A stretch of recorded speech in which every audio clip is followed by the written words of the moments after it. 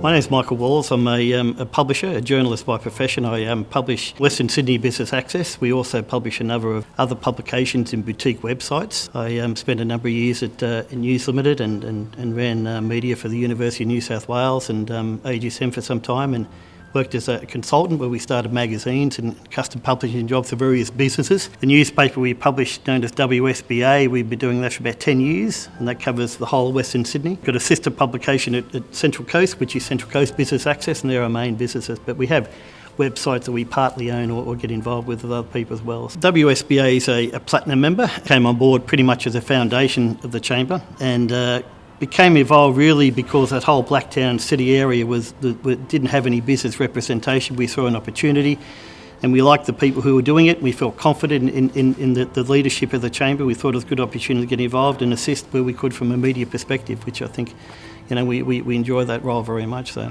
I think it works well. From what I see, there's a lot of competition and a lot of jockeying for positions and being part of things like the Aerotropolis, and I think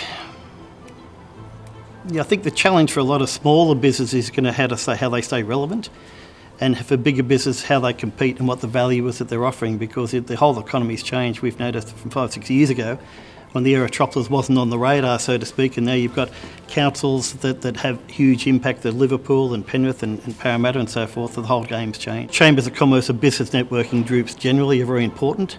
It's not only the benefit or the context you might make that creates business or clients for you, but it's also the social network, support network, and it's also knowing that if you're self-employed or you're working from an environment where you don't work in a bigger culture, well, you can feel a little bit lonely and a little bit disconnected. And I think having that capacity to reach out to people at any time is very important. I think a lot of that stigma, which is pretty well dead now, but the whole Western Sydney stigma will be pretty well eroded away. I think we'll be much more sophisticated. I think the level of people that had moved in this area probably 5-10 years ago, having kids that are growing up, or even moving in now and having kids that in 5 years' time are going to school, I think that whole demographic thing will change the region, and I think we'll be much more sophisticated.